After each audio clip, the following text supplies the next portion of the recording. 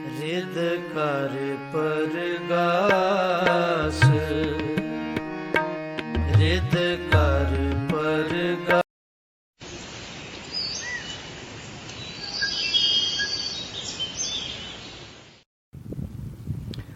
ਵਾਹਿਗੁਰੂ ਜੀ ਕਾ ਖਾਲਸਾ, ਵਾਹਿਗੁਰੂ ਜੀ ਕੀ ਫਤਿਹ। ਗੁਰੂ ਪਿਆਰੀ ਸਾਧ ਸੰਗਤ ਜੀ,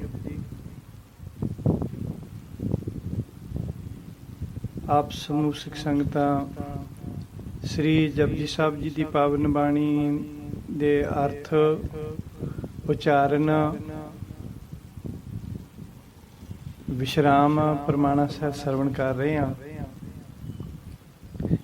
We will listening to Japji Sahib Path with meaning, pronunciation, punctuation and examples. ਸੋ ਗੁਰਬਾਣੀ ਨੂੰ ਸਮਝਣ ਵਾਸਤੇ ਵਿਦਵਾਨ ਪੁਰਸ਼ਾਂ ਨੇ 3 ਤਰ੍ਹਾਂ ਦੇ ਵਿਸ਼ਰਾਮ ਮੰਨੇ ਆ। ਵਿਸ਼ਰਾਮ ਮਤਲਬ ਥੋੜਾ ਰੁਕ ਕੇ ਗੁਰਬਾਣੀ ਦੇ ਸਹੀ ਸ਼ਬਦਾਂ ਤੇ ਸਟਾਪ ਜਾਂ ਪਾਜ਼ ਕਰਾਂਗੇ ਤਾਂ ਸਾਨੂੰ ਗੁਰਬਾਣੀ ਦੀ ਸਮਝ ਆ ਜਾਂਦੀ ਹੈ ਚੰਗੀ ਤਰ੍ਹਾਂ, ਉਹਦੇ ਅਰਥ ਆਪਣੇ ਆਪ ਬਣ ਜਾਂਦੇ ਆ। ਸੋ 3 ਤਰ੍ਹਾਂ ਦੇ ਵਿਸ਼ਰਾਮ ਮੰਨੇ ਆ ਵਿਦਵਾਨ ਪੁਰਸ਼ਾਂ ਨੇ: ਅਲਪ ਵਿਸ਼ਰਾਮ, ਅਰਧ ਵਿਸ਼ਰਾਮ, ਪੂਰਨ ਵਿਸ਼ਰਾਮ। ਅਲਪ ਵਿਸ਼ਰਾਮ means a short pause. ਅਰਧ ਵਿਸ਼ਰਾਮ means a slightly longer pause than ਅਲਪ Vishram, and Puran Vishram means a full stop. ਇਸ ਤਰ੍ਹਾਂ ਇਹ ਵਿਸ਼ਰਾਮ ਹਨ। ਸੋ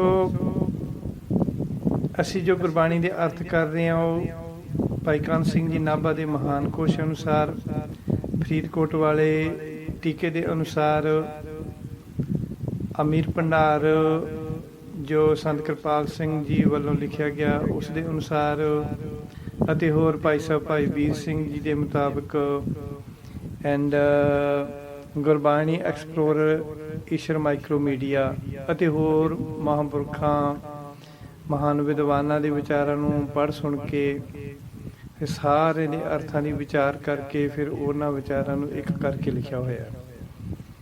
ਸੋ ਹੁਣ ਤੱਕ ਆਪਾਂ ਜਪਜੀ ਸਾਹਿਬ ਜੀ ਦੀ ਪਾਵਨ ਬਾਣੀ ਦੀਆਂ 29 ਪੌੜੀਆਂ ਸੁਣ ਚੁੱਕੇ ਹਾਂ। 29 ਪੌੜੀਆਂ ਦੇ ਅਰਥ ਵਿਸ਼ਰਾਮ ਤੇ ਉਚਾਰਨ ਸੁਣੇ ਹਨ।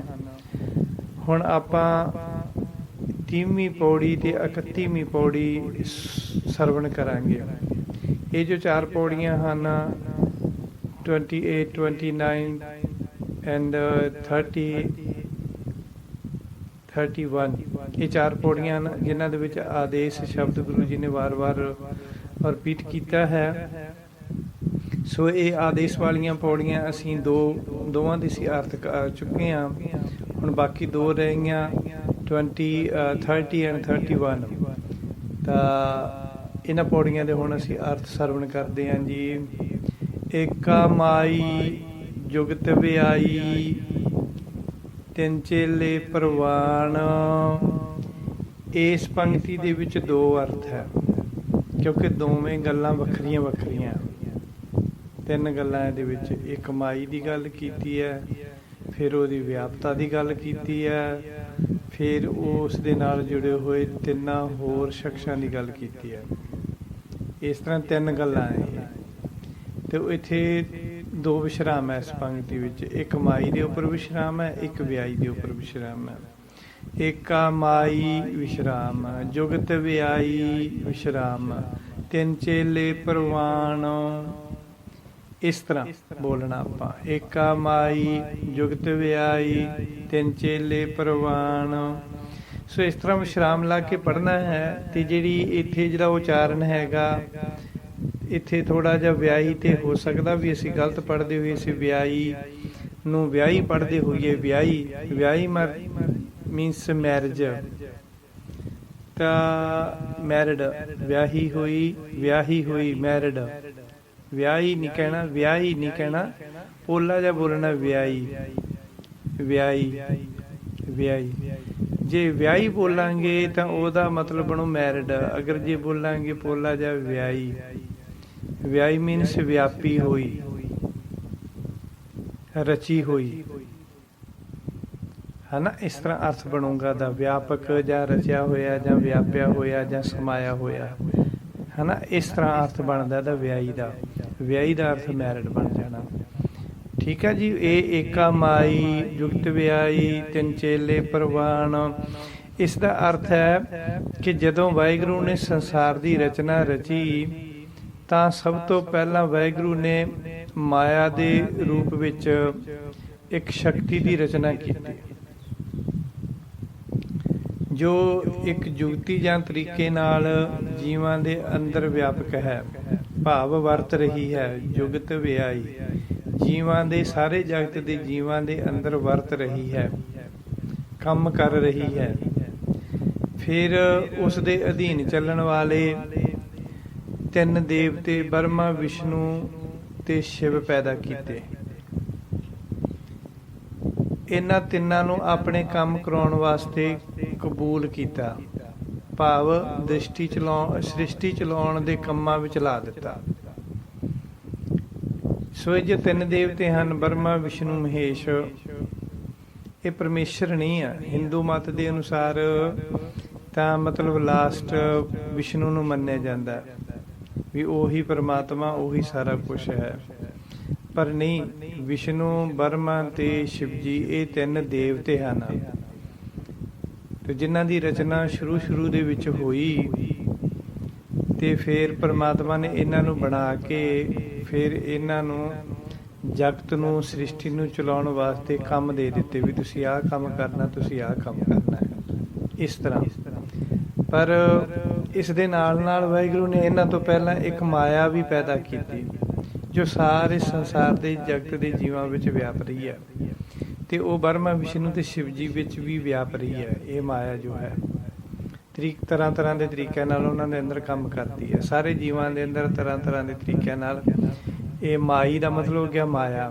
ਜੁਗਤ ਵਿਆਹੀ ਮਤਲਬ ਸਾਰੇ ਸੰਸਾਰ ਦੇ ਜੀਵਾਂ ਵਿੱਚ ਕੰਮ ਕਰ ਰਹੀ ਹੈ। ਇੱਕ ਮਾਈ, ਇੱਕ ਮਾਇਆ। ਸੋ ਇਹ ਜਿਹੜੇ ਬਰਮਾ, ਵਿਸ਼ਨੂੰ, ਮਹੇਸ਼, ਇਹਨਾਂ ਤਿੰਨਾਂ ਨੂੰ ਆਪਣੇ ਕੰਮ ਕਰਾਉਣ ਵਾਸਤੇ ਪ੍ਰਮਾਤਮਾ ਨੇ ਪ੍ਰਵਾਨ ਕੀਤਾ। ਤਿੰਨ ਚੇਲੇ ਪ੍ਰਵਾਨ ਮਤਲਬ ਕਬੂਲ ਕੀਤਾ, ਯਾਨੀ ਕਿ ਆਪਣੇ ਕੰਮ ਵਿੱਚ ਲਾਇਆ, ਆਪਣੇ ਕੰਮ ਕਰਨ ਦੇ ਮੋਹਰੀ ਬਣਾਇਆ।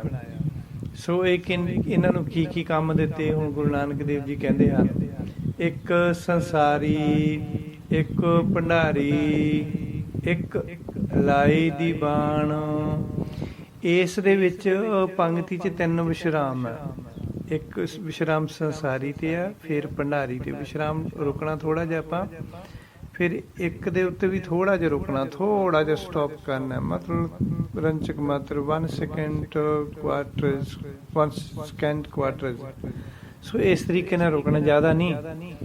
ਜਿਵੇਂ ਇਸ ਤਰ੍ਹਾਂ ਇੱਕ ਸੰਸਾਰੀ ਵਿਸ਼ਰਾਮ, ਇੱਕ ਭੰਡਾਰੀ ਵਿਸ਼ਰਾਮ, ਇੱਕ ਵਿਸ਼ਰਾਮ। ਇਹਨੂੰ ਅਲਪ ਵਿਸ਼ਰਾਮ ਕਹਿੰਦੇ, ਜਿੱਥੇ ਬਿਲਕੁਲ ਥੋੜਾ ਜਿਹਾ ਰੁਕਣਾ ਹੋਵੇ ਉਹਨੂੰ ਅਲਪ ਵਿਸ਼ਰਾਮ ਕਹਿੰਦੇ ਆ। ਇੱਕ ਵਿਸ਼ਰਾਮ, ਲਾਈ ਦੀ ਬਾਣ। ਸੋ ਪਾਠ ਆਪਾਂ ਐਵੇਂ ਕਰਨਾ, ਇੱਕ ਸੰਸਾਰੀ, ਇੱਕ ਭੰਡਾਰੀ, ਇੱਕ ਲਾਈ ਦੀ ਬਾਣ, ਇੰਨਾ ਹੀ ਰੁਕਣਾ ਬਸ। 1 ਸੈਕਿੰਡ ਦਾ ਕੁਆਟਰ, ਇੱਕ ਲਾਈ ਦੀ ਬਾਣ, ਬਸ ਇਸ ਤਰ੍ਹਾਂ ਉਚਾਰਨ ਕਰਨਾ। ਇੱਕ ਸੰਸਾਰੀ, ਇੱਕ ਭੰਡਾਰੀ, ਇੱਕ ਲਾਈ ਦੀ ਬਾਣ, ਐਵੇਂ ਉਚਾਰਨ ਕਰਨਾ ਇਹਦਾ। ਸੋ ਦੀ ਬਾਣ ਨਹੀਂ ਕਹਿਣਾ, ਦੀ ਵੱਖਰੀ ਲੱਗੀ ਹੋਏ, ਦੀ ਬਾਣ ਡਬਲ ਈ ਸਾਊਂਡ ਕਰਨਾ, ਦੀ ਬਾਣ, ਇਸ ਤਰ੍ਹਾਂ। ਸੋ ਇਸ ਪੰਕਤੀ ਦਾ ਅਰਥ ਹੈ ਕਿ ਫਿਰ ਵਾਹਿਗੁਰੂ ਨੇ ਉਹਨਾਂ ਤਿੰਨਾਂ ਦੇਵਤਿਆਂ ਦੀ ਸੰਸਾਰ ਦੇ ਕੰਮ ਕਰਨ ਵਾਸਤੇ ਡਿਊਟੀ ਲਗਾ ਦਿੱਤੀ। ਬਰਮਾ ਨੂੰ ਆਖਿਆ ਕਿ ਤੂੰ ਸੰਸਾਰ ਦੇ ਜੀਵਾਂ ਦੇ ਸਰੀਰਾਂ ਦੀ ਘਾੜਤ ਘੜੇਗਾ, ਭਾਵ ਸਰੀਰ ਬਣਾਏਗਾ। ਵਿਸ਼ਨੂੰ ਨੂੰ ਆਖਿਆ ਕਿ ਤੂੰ ਸੰਸਾਰ ਦੇ ਸਾਰੇ ਜੀਵਾਂ ਤੱਕ ਖਾਣ ਪੀਣ ਅਤੇ ਪਹਿਨਣ ਦੀਆਂ ਵਸਤੂਆਂ ਮੁਹੱਈਆ ਕਰੇਗਾ, ਭਾਵ ਜੀਵਾਂ ਨੂੰ ਰਿਜ਼ਕ ਵੰਡੇਗਾ।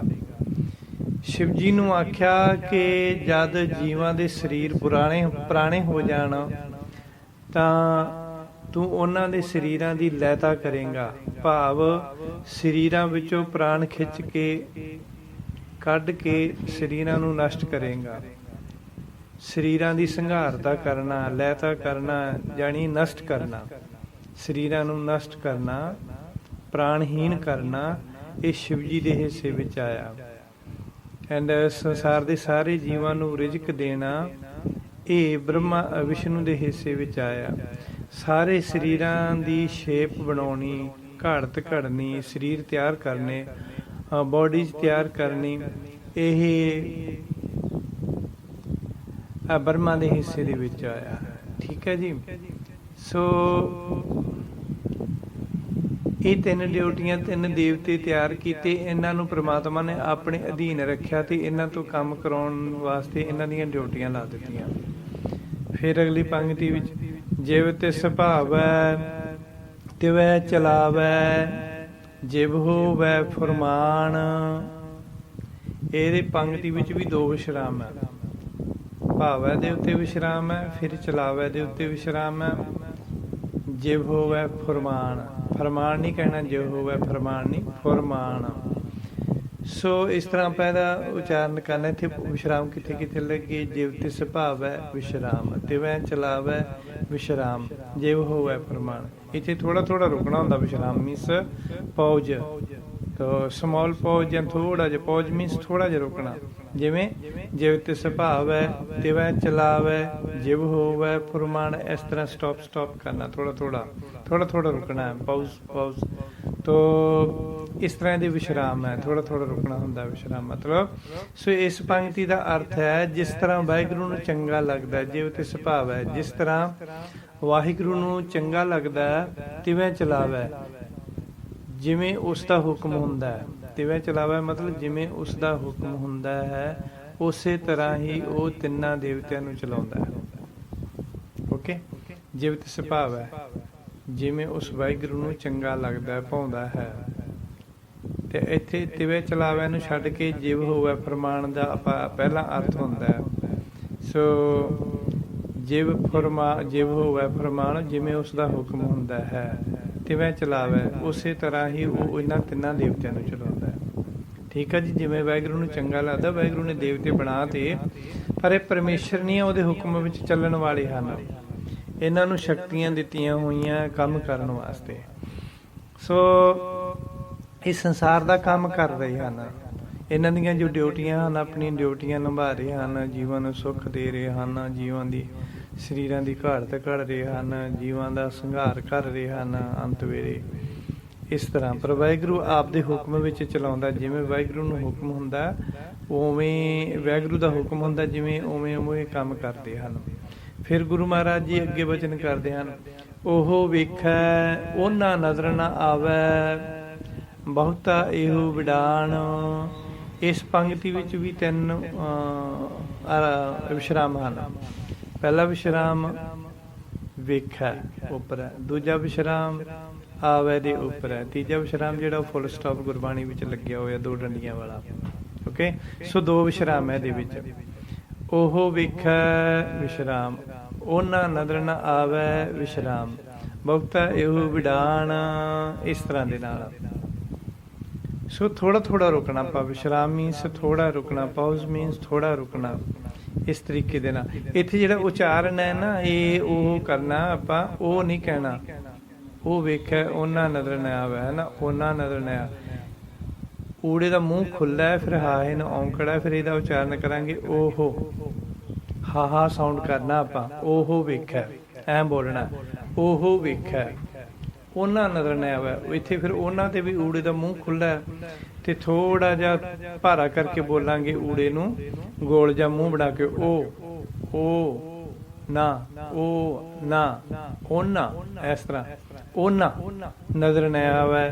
ਸੋ ਇਸ ਤਰ੍ਹਾਂ ਬੋਲਣਾ ਆਪਾਂ। ਉਹ ਵੇਖੈ ਉਹਨਾਂ ਨਜ਼ਰ ਨਾ ਆਵੇ ਬਹੁਤਾ ਇਹੋ ਵਿਡਾਣ। ਸੋ ਇਸ ਪੰਕਤੀ ਦਾ ਅਰਥ ਹੈ, ਗੁਰੂ ਜੀ ਕਹਿੰਦੇ ਹਨ, ਪਰ ਸਭ ਤੋਂ ਵੱਡੀ ਹੈਰਾਨੀ ਵਾਲੀ ਗੱਲ ਹੈ ਇਹ ਹੈ, ਵਿਡਾਨ ਮੀਨਸ ਹੈਰਾਨੀ, ਹੈਰਾਨ ਹੋਣਾ। ਸਭ ਤੋਂ ਵੱਡੀ ਹੈਰਾਨ ਹੋਣ ਵਾਲੀ ਗੱਲ ਇਹ ਹੈ ਕਿ ਆਪਣੇ ਹੱਥਾਂ ਨਾਲ ਬਣਾਏ ਹੋਏ ਇਹਨਾਂ ਤਿੰਨਾਂ ਦੇਵਤਿਆਂ ਨੂੰ ਆਪ ਤਾਂ ਉਹ ਦੇਖ ਲੈਂਦਾ, ਪਰ ਉਹ ਤਿੰਨੇ ਭਾਵੇਂ ਕਿੰਨੇ ਵੀ ਕੋਸ਼ਿਸ਼ ਕਰਨ, ਤਿੰਨੇ ਦੇਵਤੇ ਭਾਵੇਂ ਕਿੰਨੀ ਵੀ ਕੋਸ਼ਿਸ਼ ਕਰਨ, ਉਹ ਵਾਹਿਗੁਰੂ ਨੂੰ ਦੇਖ ਨਹੀਂ ਸਕਦੇ। ਉਹ ਵਾਹਿਗੁਰੂ ਉਹਨਾਂ ਨੂੰ ਨਜ਼ਰ ਨਹੀਂ ਆਉਂਦਾ, ਉਹ ਪਰਮਾਤਮਾ ਉਹਨਾਂ ਨੂੰ ਨਜ਼ਰ ਨਹੀਂ ਆਉਂਦਾ। ਪਰ ਉਹ ਪ੍ਰਮਾਤਮਾ ਆਪ ਇਹਨਾਂ ਤਿੰਨਾਂ ਨੂੰ ਵੇਖ ਸਕਦਾ। ਉਹ ਵੇਖਿਆ, ਉਹ ਇਹਨਾਂ ਨੂੰ ਵੇਖ ਸਕਦਾ। ਉਹਨਾਂ ਨਜ਼ਰ ਨਾ ਆਵੇ, ਪਰ ਉਹਨਾਂ ਤਿੰਨਾਂ ਦੇਵਤਿਆਂ ਨੂੰ ਨਜ਼ਰ ਨਹੀਂ ਆਉਂਦਾ। ਬਹੁਤਾ ਇਹੋ ਡਰ, ਬਹੁਤੀ ਹੈਰਾਨੀ ਵਾਲੀ ਗੱਲ ਇਹ ਹੈ। ਗੁਰੂ ਜੀ ਕਹਿੰਦੇ ਦੈਨ ਆਦੇਸ਼ ਤਿਸੈ ਆਦੇਸ਼। ਆਦੇਸ਼ ਦੇ ਉੱਪਰ ਵਿਸ਼ਰਾਮ ਲੈਣਾ ਥੋੜਾ ਜਿਹਾ। ਆਦੇਸ਼ ਦੇ ਉੱਪਰ ਰੁਕ ਕੇ ਪਾਉਜ਼ ਹੋ ਕੇ ਥੋੜਾ ਫਿਰ ਬੋਲਣਾ ਤਿਸੈ ਆਦੇਸ਼। ਇਸ ਤਰ੍ਹਾਂ ਆਦੇਸ਼ ਤਿਸੈ ਆਦੇਸ਼, ਇੰਨਾ ਕੀ ਰੁਕਣਾ ਹੁੰਦਾ। ਆਦੇਸ਼ ਤਿਸੈ ਆਦੇਸ਼। ਇਸ ਪੰਕਤੀ ਦਾ ਅਰਥ ਹੈ, ਗੁਰੂ ਜੀ ਕਹਿੰਦੇ ਹਨ, ਮੇਰੀ ਆਦੇਸ਼ ਭਾਵ ਨਮਸਕਾਰ ਉਸ ਅਕਾਲ ਪੁਰਖ ਵਾਹਿਗੁਰੂ ਨੂੰ ਹੈ। ਫਿਰ ਦੈਨ ਆਦ ਅਨੀਲ ਅਨਾਦ ਅਨਾਹਤ ਜੁਗ ਜੁਗ ਏਕੋ ਵੇਸ। ਗੁਰੂ ਨਾਨਕ ਦੇਵ ਜੀ ਕਹਿੰਦੇ, ਅੱਛਾ ਇੱਥੇ ਜਿਹੜਾ ਵਿਸ਼ਰਾਮ ਹੈਗਾ ਇੱਕੋ ਹੀ ਵਿਸ਼ਰਾਮ ਹੈ। ਆਦ ਅਨੀਲ ਅਨਾਦ ਅਨਾਹਤ ਵਿਸ਼ਰਾਮ, ਜੁਗ ਜੁਗ ਏਕੋ ਵੇਸ। ਉਚਾਰਨ ਇਹਦਾ ਠੀਕ ਹੈ ਤਕਰੀਬਨ। ਸੋ ਇਹ ਇਸ ਪੰਕਤੀ ਦਾ ਅਰਥ ਹੈ ਕਿ ਗੁਰੂ ਜੀ ਕਹਿੰਦੇ ਹਨ, ਜਿਹੜੀ ਜੋਗੀ ਆਦੇਸ਼ ਇੱਕ ਦੂਜੇ ਨੂੰ ਆਦੇਸ਼ ਕਹਿੰਦੇ ਹਨ, ਤਾਂ ਗੁਰੂ ਜੀ ਕਹਿੰਦੇ ਵੀ ਜਿਹੜੀ ਮੇਰੀ ਨਮਸਕਾਰ ਜਾਂ ਆਦੇਸ਼ ਹੈ ਉਹ ਅਕਾਲ ਪੁਰਖ ਨੂੰ ਹੈ। ਤੇ ਮੈਂ ਉਸ ਅਕਾਲ ਪੁਰਖ ਨੂੰ ਆਦੇਸ਼ ਜਾਂ ਨਮਸਕਾਰ ਕਿਉਂ ਕਰਦਾ?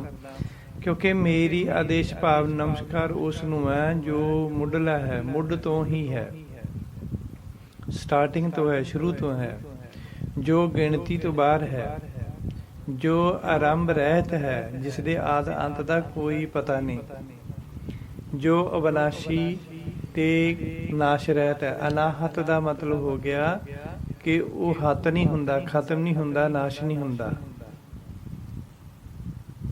ਜੋ ਸਾਰੇ ਯੁਗਾਂ ਵਿੱਚ ਇੱਕੋ ਜਿਹੇ ਲਿਬਾਸ ਅਤੇ ਭੇਖ ਵਾਲਾ ਹੈ।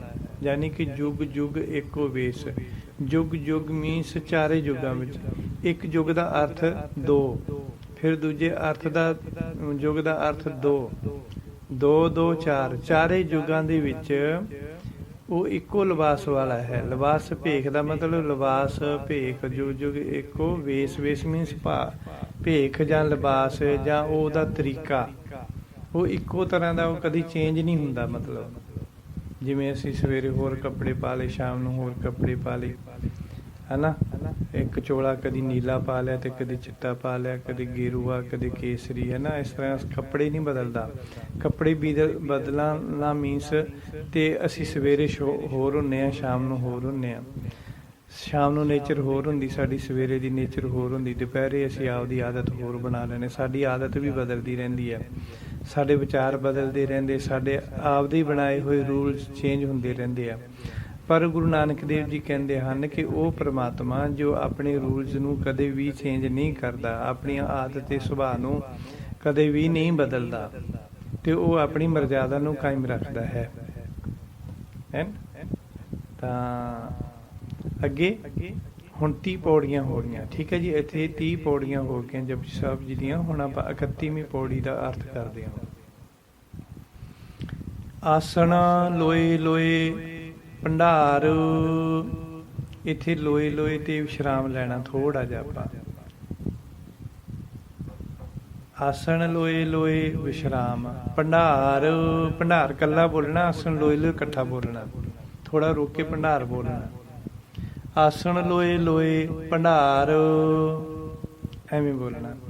ਸੋ ਆਸਣ ਲੋਏ ਲੋਏ ਭੰਡਾਰ, ਇਸ ਵਿਸ਼ਰਾਮ ਜਿਹੜਾ ਇਹ ਵਿਸ਼ਰਾਮ ਹੈ, ਇਹ ਵੀ ਸਹੀ ਕਹਿ ਸਕਦੇ ਹਾਂ ਆਪਾਂ ਵੀ ਆਸਣ ਲੋਏ ਲੋਏ ਭੰਡਾਰ। ਇਸ ਤਰ੍ਹਾਂ ਜੇ ਵਿਸ਼ਰਾਮ ਲਾਵਾਂਗੇ ਤਾਂ ਇਦਾਂ ਵੀ ਸਹੀ ਮੰਨਿਆ ਜਾਊਗਾ, ਕਿਉਂਕਿ ਇੱਥੇ ਵੀ ਦੇਲੀ ਦੀਪਕ ਵਿਸ਼ਰਾਮ, ਜਿਵੇਂ ਆਪਾਂ ਪਿੱਛੇ ਗੱਲ ਕੀਤੀ ਸੀ, ਦੇਲੀ ਦੀਪਕ ਵਿਸ਼ਰਾਮ ਵੀ ਹੁੰਦਾ, ਇੱਕ ਅਲਪ ਵਿਸ਼ਰਾਮ, ਅਰਧ ਵਿਸ਼ਰਾਮ, ਪੂਰਨ ਵਿਸ਼ਰਾਮ। ਇਹਨਾਂ ਤੋਂ ਇਲਾਵਾ ਇੱਕ ਦੇਲੀ ਦੀਪਕ ਵਿਸ਼ਰਾਮ ਹੁੰਦਾ, ਜਿਹੜਾ ਕਿ ਉਧਰ ਵੀ ਲੱਗ ਜਾਂਦਾ, ਉਧਰ ਵੀ ਲੱਗ ਜਾਂਦਾ। ਇੱਕ ਪੰਕਤੀ ਦੇ ਸ਼ਬਦ ਨੂੰ ਅਸੀਂ ਇੱਧਰ ਵੀ ਲਾ ਸਕਦੇ ਹਾਂ, ਉਧਰ ਵੀ ਲਾ ਸਕਦੇ ਹਾਂ। ਜਿਵੇਂ ਪਾਤਾਲਾ ਪਾਤਾਲ, ਲੱਖ ਆਗਾਸ ਆਗਾਸ, ਐਵੇਂ ਪੜ੍ਹ ਸਕਦੇ ਹਾਂ। ਪਾਤਾਲਾ ਪਾਤਾਲ, ਲੱਖ ਆਗਾਸ ਆਗਾਸ, ਐਵੇਂ ਪੜ੍ਹ ਸਕਦੇ ਹਾਂ।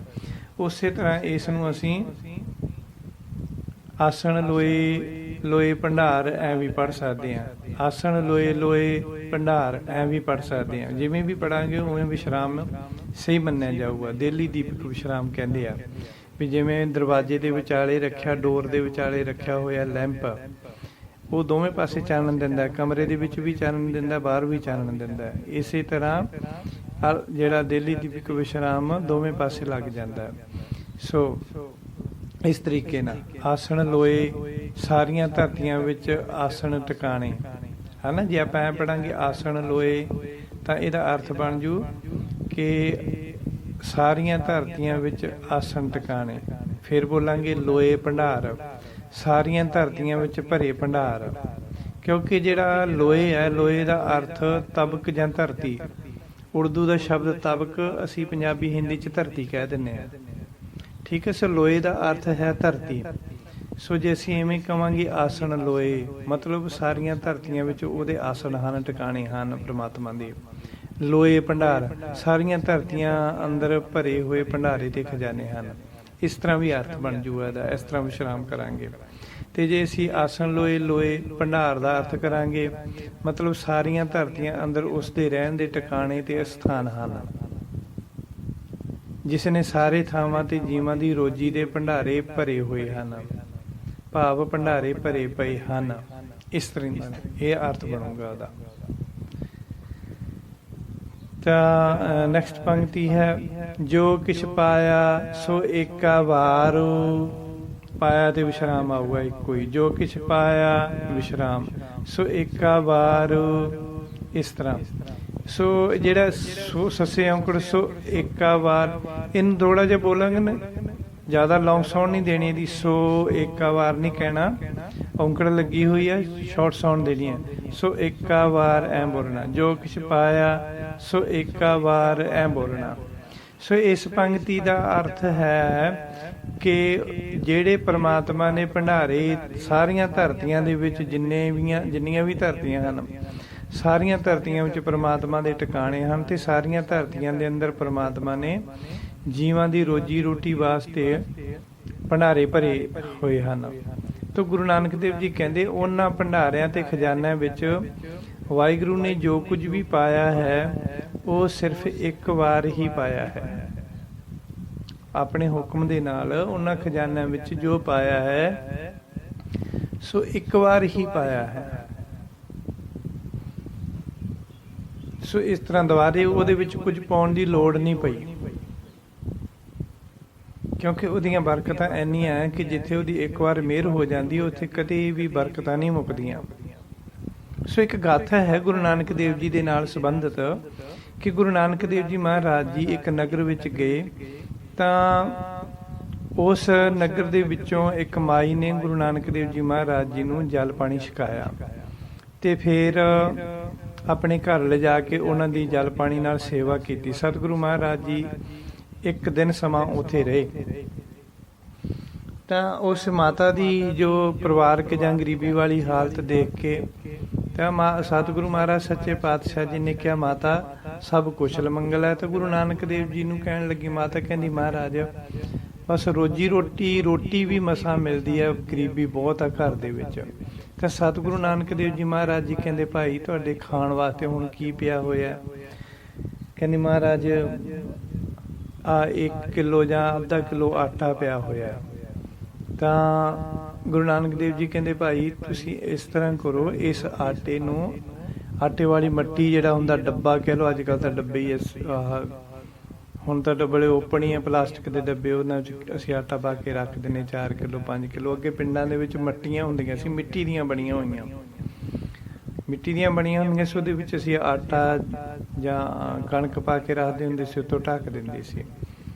ਸੋ ਗੁਰੂ ਨਾਨਕ ਦੇਵ ਜੀ ਨੇ ਕਿਹਾ ਵੀ ਆਟੇ ਵਾਲੀ ਮੱਟੀ ਦੇ ਵਿੱਚ ਜੋ ਇਹ ਆਟਾ ਪਾਓ ਤੇ ਇਸ ਨੂੰ ਢੱਕ ਦਿਓ। ਅੱਜ ਤੋਂ ਬਾਅਦ ਇਸ ਦਾ ਢੱਕਣ ਖੋਲ ਕੇ ਨਹੀਂ ਦੇਖਣਾ। ਤੇ ਉਹਦੇ ਆਟਾ ਕੱਢਣ ਵਾਸਤੇ ਥੱਲੇ ਵਾਲੇ ਪਾਸੇ ਇੱਕ ਹੋਲ ਬਣਿਆ ਹੁੰਦਾ ਸੀ, ਉੱਥੋਂ ਹੀ ਚੀਜ਼ ਕੱਢੀ ਜਾਂਦੀ ਸੀ, ਆਟਾ ਕੱਢਿਆ ਜਾਂਦਾ ਸੀਗਾ।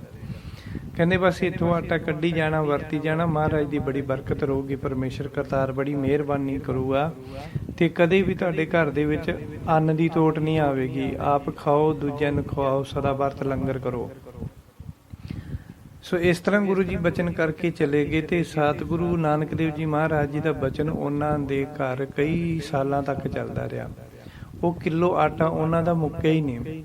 ਬਸ ਉਹ ਥੱਲੇ ਜੋ ਹੋਲ ਮਿੱਟੀ ਦੇ ਥੱਲੇ ਬਣਿਆ ਹੁੰਦਾ, ਉੱਥੋਂ ਆਟਾ ਕੱਢਦੇ, ਆਪ ਪਕਾਉਂਦੇ ਤੇ ਆਏ ਗਏ ਸਾਧੂ ਸੰਤ ਨੂੰ ਵੀ ਛਕਾਉਂਦੇ। ਸਦਾ ਵਰਤ ਦਾ ਮਤਲਬ ਹੁੰਦਾ ਵੀ ਜਿਹਦੇ ਘਰੇ ਜਦੋਂ ਵੀ ਮਰ ਜਾਓ, ਜਿਹਦੇ ਘਰੇ ਸਦਾ ਵਰਤ ਹੁੰਦਾ ਨਾ, ਪੁਰਾਣੇ ਸਮੇਂ 'ਚ ਪਿੰਡ ਦੇ ਵਿੱਚ ਇੱਕ ਅੱਧਾ ਬੰਦਾ ਸਦਾ ਵਰਤ ਹੁੰਦਾ ਸੀ। ਸਾਰੇ ਪਿੰਡ ਨੂੰ ਪਤਾ ਹੁੰਦਾ ਸੀ ਫਲਾਣਾ ਬੰਦਾ ਸਦਾ ਵਰਤ ਆ। ਸਦਾ ਵਰਤ ਮੀਨਸ ਕਿ ਉਹ ਬੰਦੇ ਦੇ ਘਰੋਂ ਜਦੋਂ ਵੀ ਕੋਈ ਰਾਹੀ ਪਾਂਦੀ, ਕੋਈ ਵੀ ਜਾਵੇ ਪਰਦੇਸੀ ਬੰਦਾ, ਉਸ ਨੂੰ ਹਰ ਵੇਲੇ ਖਾਣਾ ਤਿਆਰ ਮਿਲ ਜਾਂਦਾ ਸੀਗਾ। ਤੇ ਪਿੰਡ ਦੇ ਵਿੱਚ ਇੱਕ ਅੱਧਾ ਜਾਂ ਦੋ ਘਰ ਹੁੰਦੇ ਹੀ ਹੁੰਦੇ ਸੀ ਨੋਰਮਲੀ। ਸੋ ਉਹ ਬੀਬੀ ਦਾ ਘਰ ਸਦਾ ਵਰਤ ਹੋ ਗਿਆ, ਆਇਆ ਗਿਆ ਸਾਧੂ ਸੰਤ ਉੱਥੇ ਲੰਗਰ ਪਾਣੀ ਛਕਦਾ ਰਹਿੰਦਾ ਸੀ। ਉਸ ਕਿਲੋ ਆਟੇ ਨੂੰ ਪਾਏ ਹੋਏ ਨੂੰ ਕਈ ਸਾਲ ਹੋ ਗਏ। ਤਾਂ ਜਦ ਉਸ ਘਰ ਦੇ ਵਿੱਚ ਉਸ ਦੀ ਨੂੰਹ ਆਈ ਮਾਤਾ ਦੀ, ਉਸ ਨੇ ਵੀ ਕਈ ਸਾਲ ਤੱਕ ਉਸ ਨੂੰ ਵਰਤਿਆ। ਤਾਂ ਇੱਕ ਦਿਨ ਉਹਨੇ ਦੇਖਿਆ ਵੀ ਇਸ ਦੇ ਵਿੱਚ ਪਾਉਂਦੇ ਤਾਂ ਕੁਛ ਹੈ ਨਹੀਂ ਗੇ, ਕੱਢੀ ਜਾਂਦੇ ਆਟਾ ਇੰਨਾ ਕਿੰਨਾ ਕੁ ਦੇ ਵਿੱਚ। ਤਾਂ ਉਸ ਨੇ ਢੱਕਣ ਚੁੱਕ ਕੇ ਦੇਖ ਲਿਆ। ਉਸ ਤੋਂ ਬਾਅਦ ਉਹ ਜਿਹੜੀ ਬਰਕਤ ਸੀਗੀ ਉਹ ਖਤਮ ਹੋ ਗਈ। ਸੋ ਇਸ ਤਰ੍ਹਾਂ ਦੇ ਨਾਲ ਗੁਰੂ ਦੇ ਬਚਨ ਮੰਨਣ ਦੇ ਨਾਲ ਬਰਕਤਾਂ ਆਉਂਦੀਆਂ ਹਨ। ਪਰਮੇਸ਼ਰ ਪਾਰਬ੍ਰਹਮ ਪਰਮੇਸ਼ਰ ਜਦੋਂ ਬਚਨ ਕਰਦਾ, ਉਹ ਬਚਨਾਂ ਦੇ ਵਿੱਚ ਹੀ ਬਰਕਤਾਂ ਹੁੰਦੀਆਂ। ਪਰ ਜਦੋਂ ਅਸੀਂ ਉਹ ਗੁਰੂ ਜੀ ਨੇ ਬਚਨ ਕੀਤਾ ਸੀ ਵੀ ਤੁਸੀਂ ਢੱਕਣ ਚੁੱਕ ਕੇ ਨਹੀਂ ਦੇਖਣਾ, ਸੋ ਉਹਨਾਂ ਨੇ ਢੱਕਣ ਚੁੱਕ ਕੇ ਦੇਖ ਲਿਆ। ਉਸ ਤੋਂ ਬਾਅਦ ਉਹ ਕਿਲੋ ਹੀ ਆਟਾ ਸੀਗਾ ਤੇ ਉਹਦੇ ਵਿੱਚ ਪਿਆ ਹੋਇਆ।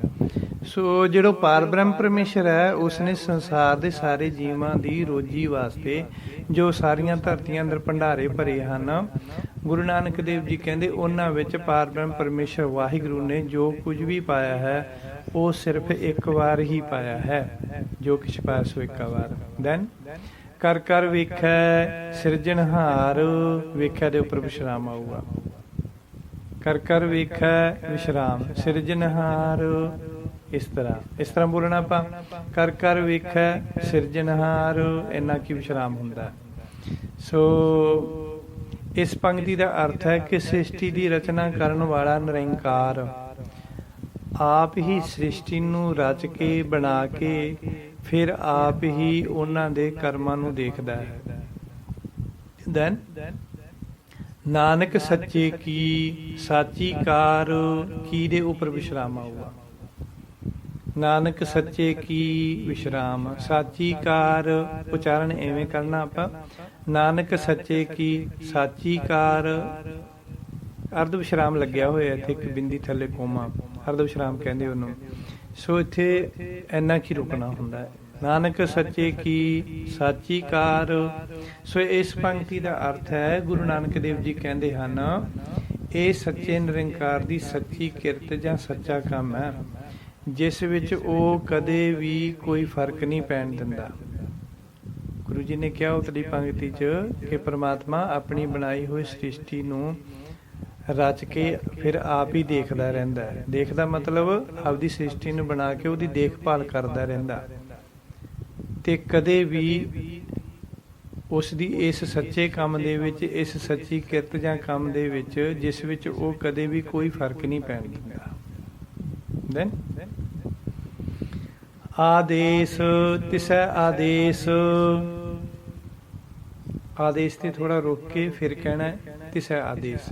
ਸੋ ਆਦੇਸ਼ ਦੇ ਉੱਪਰ ਵਿਸ਼ਰਾਮ ਹੈ। ਆਦੇਸ਼ ਵਿਸ਼ਰਾਮ ਤਿਸੈ ਆਦੇਸ਼, ਆਦੇਸ਼ ਤੇ ਥੋੜਾ ਰੁਕਣਾ। ਆਦੇਸ਼ ਤਿਸੈ ਆਦੇਸ਼। ਸੋ ਇਸ ਦਾ ਅਰਥ ਹੈ, ਗੁਰੂ ਜੀ ਕਹਿੰਦੇ ਹਨ ਮੇਰੀ ਆਦੇਸ਼ ਜਾਂ ਨਮਸਕਾਰ ਉਸ ਅਕਾਲ ਪੁਰਖ ਨੂੰ ਹੈ। ਸੋ ਆਦੇਸ਼ ਆਦੇਸ਼ ਜੋਗੀ ਕਹਿੰਦੇ ਇੱਕ ਦੂਜੇ ਨੂੰ। ਜੋਗੀ ਲੋਕ ਜਦੋਂ ਇੱਕ ਦੂਜੇ ਨੂੰ ਮਿਲਦੇ ਹਨ ਤਾਂ ਆਦੇਸ਼ ਆਦੇਸ਼ ਕਹਿੰਦੇ ਹਨ, ਤੇ ਉਹ ਇੱਕ ਦੂਜੇ ਦੇ ਪੈਰੀ ਹੱਥ ਵੀ ਲਾਉਂਦੇ ਆ ਆਦੇਸ਼ ਆਦੇਸ਼ ਕਹਿ ਕੇ। ਤਾਂ ਇਹ ਉਹਨਾਂ ਦੀ ਭਾਸ਼ਾ ਹੈ ਇੱਕ ਦੂਜੇ ਨੂੰ ਮਿਲਣ ਵਾਸਤੇ, ਉਹਨਾਂ ਦੀ ਬੋਲੀ ਹੈ। ਸੋ ਉਹਨਾਂ ਦੀ ਬਾਣੀ ਕਹਿ ਲਓ ਜਾਂ ਉਹਨਾਂ ਦੀ ਬੋਲੀ ਕਹਿ ਲਓ। ਬਾਣ ਬਾਣੀ ਆਦਤ ਸੁਭਾਅ, ਉਹਨਾਂ ਦਾ ਗੁਣ, ਉਹਨਾਂ ਦੀ ਜੋਗ ਮਤ ਦੇ ਵਿੱਚ ਚੱਲਣ ਵਾਲੀ ਇੱਕ ਮਰਜ਼ਾਦਾ। ਜਿਵੇਂ ਕੋਈ ਇੱਕ ਦੂਜੇ ਨੂੰ ਮਿਲਦਾ ਤਾਂ ਰਾਮ ਰਾਮ ਕਹਿੰਦਾ ਹੈ ਜਾਂ ਨਮਸਤੇ ਕਹਿੰਦਾ। ਜਦੋਂ ਅਸੀਂ ਇੱਕ ਦੂਜੇ ਨੂੰ ਮਿਲਦੇ ਹਾਂ ਰਾਮ ਰਾਮ ਜਾਂ ਨਮਸਤੇ ਕਹਿੰਦੇ ਹਾਂ। ਤਾਂ ਗੁਰਮਤਿ ਦੇ ਵਿੱਚ ਅਸੀਂ ਲੋਕ ਜਦੋਂ ਇੱਕ ਦੂਜੇ ਨੂੰ ਮਿਲਦੇ ਸਤਿ ਸ੍ਰੀ ਅਕਾਲ ਕਹਿੰਦੇ ਹਾਂ। ਸਿੱਖ ਧਰਮ ਵਿੱਚ, ਜਾਂ ਫਿਰ ਇੱਕ ਦੂਜੇ ਨੂੰ ਫਤਿਹ ਬੁਲਾਉਂਦੇ ਆ। ਸੋ ਇਸ ਤਰੀਕੇ ਦੇ ਨਾਲ ਤੋ ਮੁਸਲਿਮ ਭਰਾ ਜਦੋਂ ਇੱਕ ਦੂਜੇ ਨੂੰ ਮਿਲਦੇ ਸਲਾਮ ਕਹਿੰਦੇ ਹਨ। ਤਾਂ ਇਸ ਤਰੀਕੇ ਨਾਲ ਹੀ ਇੱਕ ਦੂਜੇ ਨੂੰ ਮਿਲਣ ਦਾ ਤਰੀਕਾ ਹੈ। ਅਤੇ ਇਹ ਤਰੀਕਾ ਜੋ ਪੁਰਾਣਿਆਂ ਬੰਦਿਆਂ ਨੇ ਚਲਾਇਆ ਜਾਂ ਗੁਰੂਆਂ ਨੇ ਸਾਨੂੰ ਚਲਾ ਕੇ ਦਿੱਤਾ ਹੈ, ਤੋ ਇਹਦਾ ਹੀ ਮਕਸਦ ਇਹ ਸੀ ਕਿ ਇੱਕ ਦੂਜੇ ਨੂੰ ਜਦੋਂ ਅਸੀਂ ਮਿਲਦੇ ਹਾਂ ਤਾਂ ਸਾਨੂੰ ਪਰਮਾਤਮਾ ਚੇਤੇ ਆਵੇ। ਜਿਵੇਂ ਹਿੰਦੂ ਵੀਰ ਜਦੋਂ ਇੱਕ ਦੂਜੇ ਨੂੰ ਮਿਲਦੇ ਰਾਮ ਰਾਮ ਜਾਂ ਨਮਸਤੇ ਕਹਿੰਦੇ ਆ, ਤਾਂ ਸਾਹਮਣੇ ਵਾਲਾ ਇੱਕ ਹਿੰਦੂ ਦੂਜੇ ਹਿੰਦੂ ਭਰਾ ਨੂੰ ਮਿਲਦਾ ਹੈ ਤਾਂ ਸਾਹਮਣੇ ਵਾਲਾ ਕਹਿੰਦਾ ਰਾਮ ਰਾਮ, ਤਾਂ ਫਿਰ ਦੂਜਾ ਜਵਾਬ ਵਿੱਚ ਕਹਿੰਦਾ ਰਾਮ ਰਾਮ। ਓਕੇ, ਇਹਦੇ 'ਚ ਦੇਖੋ 8 ਵਾਰੀ ਰਾਮ ਦਾ ਨਾਮ ਹੋਇਆ। ਜਦੋਂ ਸਾਹਮਣੇ ਵਾਲੇ ਨੇ ਕਿਹਾ ਰਾਮ ਰਾਮ, ਉਹਨੇ ਮੂੰਹ ਨਾਲ 2 ਵਾਰੀ ਰਾਮ ਰਾਮ ਆਖਿਆ, ਠੀਕ ਹੈ, ਪਰ ਉਹਦੇ ਮੂੰਹ ਨਾਲ ਬੋਲਿਆ ਹੋਇਆ ਬੋਲ ਸਾਹਮਣੇ ਵਾਲੇ ਦੇ ਕੰਨਾਂ ਵਿੱਚ 2 ਵਾਰੀ ਰਾਮ ਰਾਮ ਪੈ ਗਿਆ। ਫਿਰ ਉਸਨੇ ਆਨਸਰ ਦੇ ਵਿੱਚ ਕਿਹਾ ਰਾਮ ਰਾਮ, ਤਾਂ ਉਸ ਦੇ ਬੋਲਣ ਨਾਲ ਉਹਦੇ ਮੂੰਹ ਨੇ 2 ਵਾਰੀ ਰਾਮ ਬੋਲਿਆ। ਪਰ ਫਸਟ ਟਾਈਮ ਜਿਹੜਾ ਪਹਿਲਾ ਬੰਦਾ ਸੀਗਾ, ਉਹਦੇ ਕੰਨਾਂ ਦੇ ਵਿੱਚ ਉਹਦਾ ਬੋਲਿਆ ਹੋਇਆ ਰਾਮ ਰਾਮ 2 ਵਾਰੀ ਪੈ ਗਿਆ। ਠੀਕ ਹੈ, 4 ਵਾਰੀ ਰਾਮ ਸੁਣਨ ਨੂੰ ਮਿਲਿਆ, 4 ਵਾਰੀ ਬੋਲਣ ਨੂੰ ਮਿਲਿਆ। ਇਵੇਂ ਜਿਵੇਂ ਸਾਡੇ ਗੁਰੂ ਜੀ ਨੇ ਸਾਨੂੰ ਵੀ ਇਹੋ ਮੱਤ ਦਿੱਤੀ ਆ ਕਿ ਫਤਿਹ ਬੁਲਾਓ। ਜਦੋਂ ਤੁਸੀਂ ਫਤਿਹ ਬੁਲਾਓਗੇ, ਗੁਰੂ ਗੋਬਿੰਦ ਸਿੰਘ ਜੀ ਮਹਾਰਾਜ ਜੀ ਕਹਿੰਦੇ ਕਿ ਉਸ ਵਾਰੀ ਤੁਹਾਨੂੰ 8 ਵਾਰੀ ਵਾਹਿਗੁਰੂ ਦਾ ਨਾਮ ਸੁਣਨ ਨੂੰ ਜਪਣ ਨੂੰ ਮਿਲੂਗਾ। 4 ਵਾਰੀ ਸੁਣਨ ਨੂੰ, 4 ਵਾਰੀ ਜਪਣ ਨੂੰ, ਤਾਂ ਇੰਨੇ ਵਾਰੀ ਤੁਹਾਨੂੰ ਵਾਹਿਗੁਰੂ ਚੇਤੇ ਆਊਗਾ। ਜਿਵੇਂ ਵਾਹਿਗੁਰੂ ਜੀ ਕਾ ਖਾਲਸਾ, ਵਾਹਿਗੁਰੂ ਜੀ ਕੀ ਫਤਿਹ। ਸੋ ਮੈਂ 2 ਵਾਰੀ ਵਾਹਿਗੁਰੂ ਬੋਲਿਆ ਇਹਦੇ ਵਿੱਚ। ਜਦੋਂ ਮੈਨੂੰ ਸਾਹਮਣੇ ਵਾਲਾ ਜਵਾਬ ਦੇਊਗਾ ਤਾਂ 2 ਵਾਰੀ ਉਹ ਵਾਹਿਗੁਰੂ ਬੋਲੂਗਾ। ਫਤਿਹ ਦੇ ਵਿੱਚ 2 ਵਾਰੀ ਵਾਹਿਗੁਰੂ ਆਉਂਦਾ, ਉਹਦਾ ਬੋਲਿਆ ਹੋਇਆ ਵਾਹਿਗੁਰੂ ਮੇਰੇ ਕੰਨਾਂ ਵਿੱਚ 2 ਵਾਰੀ ਪੈਂਦਾ, ਮੇਰਾ ਬੋਲਿਆ ਹੋਇਆ ਵਾਹਿਗੁਰੂ ਉਹਦੇ ਕੰਨਾਂ ਵਿੱਚ 2 ਵਾਰੀ ਪਿਆ। 8 ਵਾਰੀ ਹੋ ਗਿਆ, 4 ਵਾਰੀ ਸੁਣਨਾ, 4 ਵਾਰੀ ਬੋਲਣਾ। ਇਹ ਜਿਹੜੀ ਅਸੀਂ ਸਤਿ ਸ੍ਰੀ ਅਕਾਲ ਬੁਲਾਉਂਦੇ ਆ ਨਾ, ਇਹ ਸਤਿ ਸ੍ਰੀ ਅਕਾਲ ਇੱਕ ਦੂਜੇ ਨੂੰ ਮਿਲਣ ਵਾਲੀ ਮਰਜ਼ਾਦਾ ਨਹੀਂ ਹੈ, ਰੀਤ ਨਹੀਂ ਹੈ ਸਾਡੀ। ਇਹ ਕਿਤੇ ਵੀ ਹੈ ਨਹੀਂ ਵੀ ਇੱਕ ਦੂਜੇ ਨੂੰ ਸਿੱਖ ਮਿਲੇ ਪ੍ਰਾਚੀਨ ਗ੍ਰੰਥਾਂ ਜਾਂ ਖੋਜ ਦੇ ਵਿੱਚ ਵੀ ਸਿੱਖ ਇੱਕ ਦੂਜੇ ਨੂੰ ਮਿਲੇ ਤੇ ਸਤਿ ਸ੍ਰੀ ਅਕਾਲ ਬੁਲਾਵੇ। ਨਹੀਂ, ਇਹ ਜਿਹੜਾ ਸਤਿ ਸ੍ਰੀ ਅਕਾਲ ਵਾਲਾ ਨਾਅਰਾ ਨਾ, ਇਹ ਕੰਪਲੀਟ ਜਿਹੜਾ ਜੈਕਾਰਾ ਹੈਗਾ, ਜੋ ਬੋਲੇ ਸੋ ਨਿਹਾਲ, ਸਤਿ ਸ੍ਰੀ ਅਕਾਲ, ਇਹ ਕੰਪਲੀਟ ਹੈ। ਤੇ ਅਸੀਂ ਅੱਧਾ ਹੀ ਬੋਲਦੇ ਹਾਂ ਸਤਿ ਸ੍ਰੀ ਅਕਾਲ। ਸਤਿ ਸ੍ਰੀ ਅਕਾਲ ਮਿਲਣ ਦੀ ਰੀਤੀ ਨਹੀਂ ਹੈ, ਇਹ ਸਤਿ ਸ੍ਰੀ ਅਕਾਲ ਕੰਪਲੀਟ ਜੈਕਾਰਾ, ਜੋ ਬੋਲੇ ਸੋ ਨਿਹਾਲ, ਸਤਿ ਸ੍ਰੀ ਅਕਾਲ। ਇਹ ਮੈਦਾਨੇ ਜੰਗਾਂ ਦੇ ਵਿੱਚ ਜੋਸ਼ ਦੇਣ ਵਾਸਤੇ ਸਿੱਖ ਫੌਜਾਂ ਨੂੰ ਜਾਂ ਸਿੱਖਾਂ ਨੂੰ ਉਸ ਸਮੇਂ 'ਤੇ ਬੁਲਾਇਆ ਜਾਂਦਾ ਸੀ, ਤਾਂ ਸਿੱਖਾਂ ਦੇ ਅੰਦਰ ਜੋਸ਼ ਆ ਜਾਂਦਾ ਸੀ, ਵਾਹਿਗੁਰੂ ਦੀ ਬਖਸ਼ਿਸ਼ ਭਰ ਜਾਂਦੀ ਸੀ ਉਹਨਾਂ ਦੇ ਅੰਦਰ। ਅਤੇ ਉਹਨਾਂ ਦੇ ਇਸ ਬੋਲੇ ਹੋਏ ਜੈਕਾਰੇ ਨਾਲ ਸਾਹਮਣੇ ਵਾਲਾ ਦੁਸ਼ਮਣ ਕੰਬ ਜਾਂਦਾ ਸੀ ਉਹਨਾਂ ਦੇ ਜੋਸ਼ ਨੂੰ ਦੇਖ ਕੇ। ਅਤੇ ਜਦੋਂ ਇਕੱਠੀ ਆਵਾਜ਼ ਦਿੰਦੇ ਸੀ ਸਤਿ ਸ੍ਰੀ ਅਕਾਲ, ਬਹੁਤ ਸਾਰੇ ਸਿੰਘ ਜਦੋਂ ਇਕੱਠੇ ਹੋ ਕੇ ਬੋਲਦੇ ਸੀ ਤਾਂ ਦੁਸ਼ਮਣ ਨੂੰ ਭੁਲੇਖਾ ਪੈ ਜਾਂਦਾ ਸੀ ਵੀ ਸਾਡੇ ਕੋਲ ਤਾਂ ਇਨਫੋਰਮੇਸ਼ਨ 100 ਬੰਦੇ ਦੀ ਆ, ਇੱਥੇ ਤਾਂ ਇੰਨੀਆਂ ਆਵਾਜ਼ਾਂ ਹੀ ਜਾਂਦੀਆਂ 100 ਤੋਂ ਜ਼ਿਆਦਾ ਹਨ। ਸੇ ਇੱਕ ਸਾਡਾ ਬਹੁਮਤੀ ਨਹੀਂ, ਬਹੁ ਉਚਾਰਨ ਸ਼ਬਦ ਹੈ, ਬਹੁ ਉਚਾਰਨ ਸ਼ਬਦ ਕਹਿ ਸਕਦੇ ਇਹਨੂੰ ਆਪਾਂ, ਵੀ ਸਾਰੇ ਇਕੱਠੇ ਹੋ ਕੇ ਬੋਲਦੇ ਆ ਸਤਿ ਸ੍ਰੀ ਅਕਾਲ। ਸੋ ਇਹ ਜੰਗਾਂ ਯੁੱਧਾਂ 'ਚ ਵਰਤੇ ਜਾਣ ਵਾਲਾ ਜੈਕਾਰਾ ਹੈ, ਜੋ ਬੋਲੇ ਸੋ ਨਿਹਾਲ, ਸਤਿ ਸ੍ਰੀ ਅਕਾਲ। ਸੋ ਇਹ ਇੱਕ ਦੂਜੇ ਨੂੰ ਮਿਲਣ ਵਾਲੀ ਰੀਤ ਵਾਲਾ ਸ਼ਬਦ ਨਹੀਂ ਹੈ। ਇੱਕ ਦੂਜੇ ਨੂੰ ਮਿਲਣ ਵਾਸਤੇ ਰੀਤ ਵਾਲਾ ਸ਼ਬਦ ਜਿਹੜਾ ਗੁਰੂ ਕਲਗੀਆਂ ਵਾਲੇ ਪਾਤਸ਼ਾਹ ਨੇ ਸਾਨੂੰ ਵਾਹਿਗੁਰੂ ਜੀ ਕਾ ਖਾਲਸਾ, ਵਾਹਿਗੁਰੂ ਜੀ ਕੀ ਫਤਿਹ ਦਿੱਤੀ ਹੈ। ਅਤੇ ਸਿੱਖ ਨੂੰ ਮਿਲੇ ਫਤਿਹ ਬੁਲਾਵੇ, ਹੈ ਨਾ। ਤਾਂ ਗੁਰੂ ਗੋਬਿੰਦ ਸਿੰਘ ਜੀ ਮਹਾਰਾਜ ਜੀ ਨੇ ਤਾਂ ਇੱਥੋਂ ਤੱਕ ਕਿਹਾ ਵੀ ਸਿੰਘ ਗੱਜ ਕੇ ਫਤਿਹ ਬੁਲਾਵੇ ਅਤੇ ਸਾਹਮਣੇ ਵਾਲਾ ਗੱਜ ਕੇ ਜਵਾਬ ਦੇਵੇ, ਪੂਰੇ ਆਵਾਜ਼ ਦੇ ਵਿੱਚ ਪੂਰੇ ਸ਼ਬਦ ਬੋਲੇ। ਤਾਂ ਗੁਰੂ ਗੋਬਿੰਦ ਸਿੰਘ ਜੀ ਮਹਾਰਾਜ ਜੀ ਕਹਿੰਦੇ ਜੇ ਸਿੰਘ ਪੂਰੇ ਸ਼ਬਦਾਂ ਦੇ ਨਾਲ ਗੱਜ ਕੇ ਫਤਿਹ ਬੁਲਾਉਂਦਾ ਤਾਂ ਮੇਰਾ ਉਹਦੇ ਵੱਲ ਵੀ ਮੂੰਹ ਹੁੰਦਾ, ਜਿਹੜਾ ਗੱਜ ਕੇ ਜਵਾਬ ਦਿੰਦਾ ਫਤਿਹ ਦਾ ਉਹਦੇ ਵੱਲ ਵੀ ਮੂੰਹ ਹੁੰਦਾ।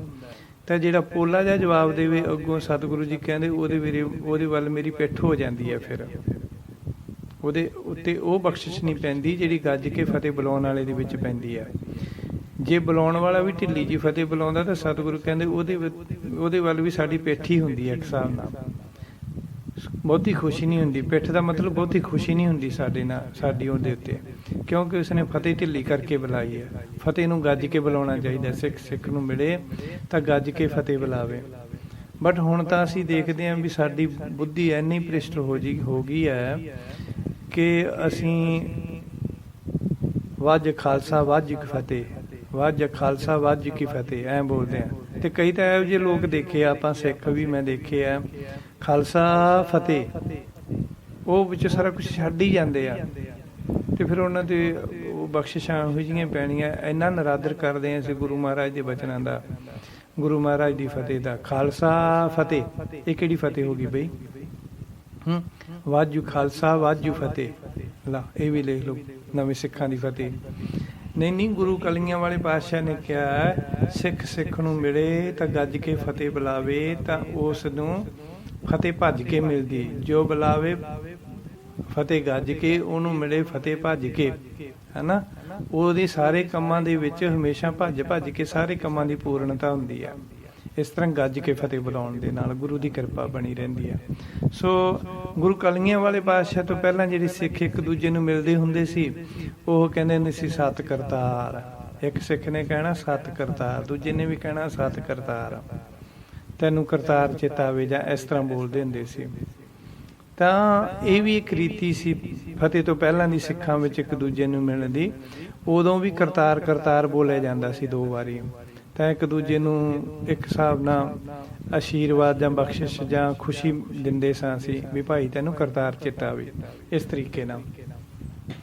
ਸੋ ਆਓ ਆਪਾਂ ਗੱਲ ਕਰ ਰਹੇ ਸੀ ਆਦੇਸ਼ ਤੇ ਸਹਿ ਆਦੇਸ਼। ਗੁਰੂ ਨਾਨਕ ਦੇਵ ਜੀ ਮਹਾਰਾਜ ਜੀ ਕਹਿੰਦੇ ਵੀ ਮੇਰੀ ਆਦੇਸ਼ ਜਾਂ ਨਮਸਕਾਰ ਕਿਸੇ ਬੰਦੇ ਨੂੰ ਨਹੀਂ ਹੈ, ਮੇਰੀ ਆਦੇਸ਼ ਨਮਸਕਾਰ ਉਸ ਅਕਾਲ ਪੁਰਖ ਨੂੰ ਵਾਹਿਗੁਰੂ ਨੂੰ ਹੈ।